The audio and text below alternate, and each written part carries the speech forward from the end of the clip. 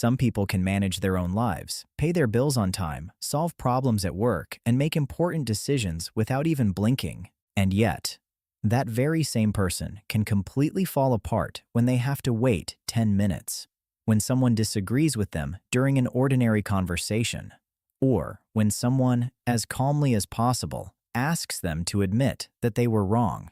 Suddenly, the adult disappears, and something else takes over. Most people confuse this with being difficult or stressed, but that's not quite what it is, and it has nothing to do with being playful, enjoying cartoons, or laughing at silly things. None of that was ever the problem, as long as the person understands their responsibilities. And in a moment, you'll understand why. The real signs appear in 8 very specific situations. There's a good chance you'll recognize at least 3 of them in someone you know, maybe even in yourself. A message appears on someone's phone. It says, "We need to talk about what happened yesterday." The person looks at the screen, reads it twice, and suddenly feels uncomfortable. They don't reply right away. They put the phone away and go back to whatever they were doing. But mentally, they're no longer there. They freeze for a second, maybe longer than they should.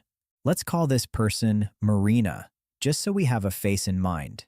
She's 32 years old, a good professional, organized at work, always meeting deadlines, admired by her colleagues. But over the next few hours, she will build the entire conversation inside her head. She'll imagine what the other person is going to say. She'll prepare her responses. She'll think about everything the other person has done wrong too, as though that somehow balances things out. That same resistance appears in different situations.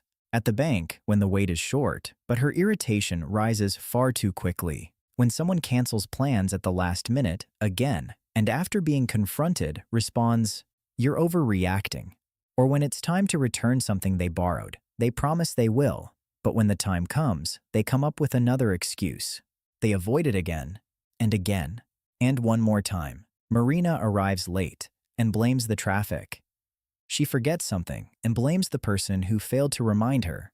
She hurts someone with her words, and the response is always the same. "You misunderstood me." She tells herself, "It's not that serious." And, in a way, she actually believes it. Because admitting that it is serious would mean admitting something else, that she hurt someone. And that feels far too dangerous. The people around someone like this usually have a quick explanation. She's entitled, she's spoiled, she never grew up because she never had to, she just likes creating drama. Sometimes it's easier to stop there. But behind someone who never admits a mistake, there isn't always arrogance.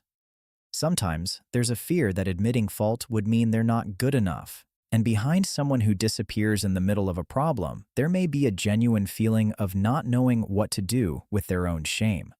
Marina reads the message for the 3rd time. Part of her knows she was wrong. She just doesn't want to admit it.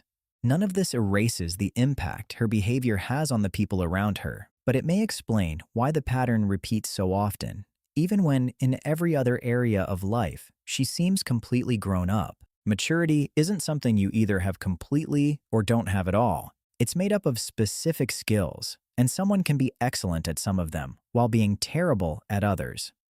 The first is frustration tolerance, the ability to hear no, to wait, or to lose without immediately turning that discomfort into anger or escape.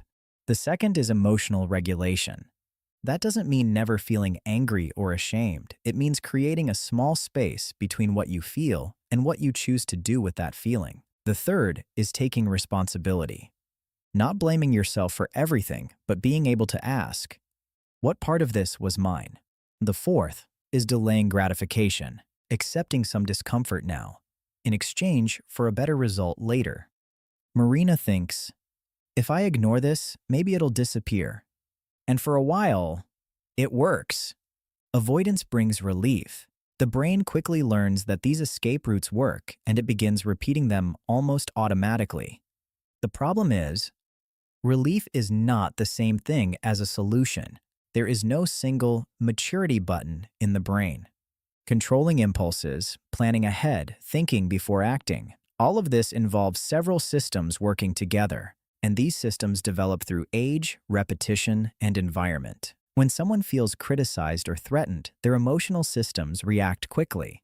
The body prepares to attack, escape, or deny before the person has even fully examined what happened. It isn't simply a battle between a rational brain and an emotional brain. They work together. But sometimes, one of them makes the decision first. Naming an emotion can help create distance from it. Marina could simply say, "I'm angry." But what might help more would be recognizing, "I'm not angry. I'm ashamed of what I did." Putting the feeling into words creates a small pause between feeling something and reacting to it. An emotionally immature person often feels and reacts at the exact same moment. A mature person begins to notice what they're feeling before deciding what to do with it. Not everyone who seems immature carries the same reason inside. Some people never developed autonomy because, from an early age, someone else always solved everything for them. For someone else, the story may be completely different. They may be extremely responsible at work, but at home or in a relationship, they freeze. Maybe they aren't lazy. Maybe they're simply afraid of being vulnerable in a place where vulnerability never felt safe.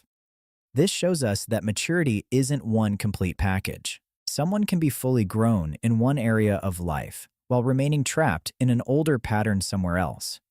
Some people also operate almost entirely from fear. They lie, avoid, attack, or disappear because criticism has always felt like rejection. Others become accustomed to comfort, knowing that, in the end, someone else will take care of everything.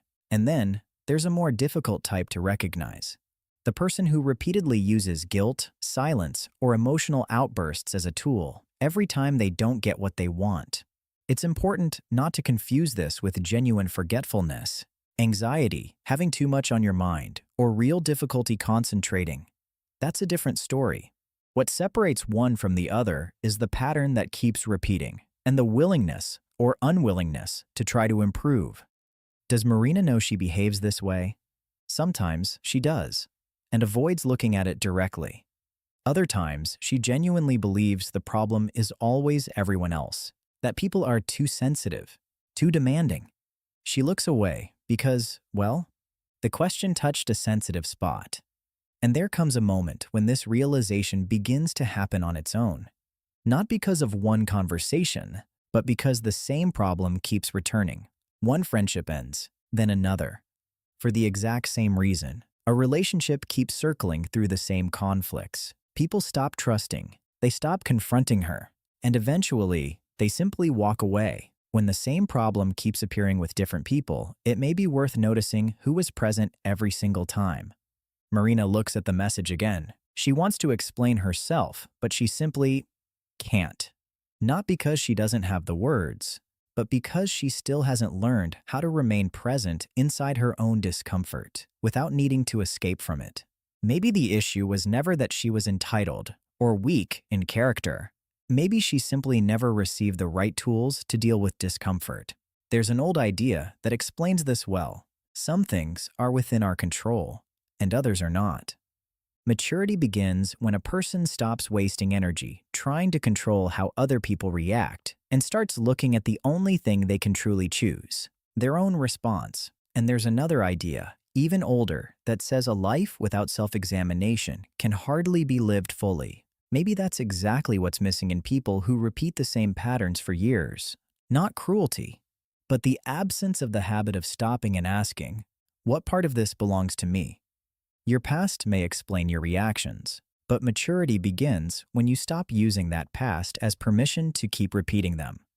Marina takes a breath. She types a sentence, then deletes it. She types again.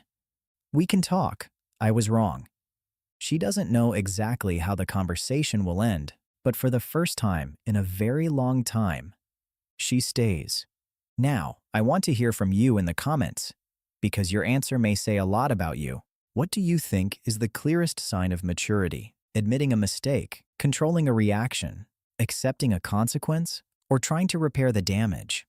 And what do you consider a sign of immaturity? Let's see what you have to say. And if this kind of reflection on human behavior makes sense to you, consider subscribing to Everyday Mind so you can continue understanding yourself on a deeper level. Because that is where real growth begins. Until next time.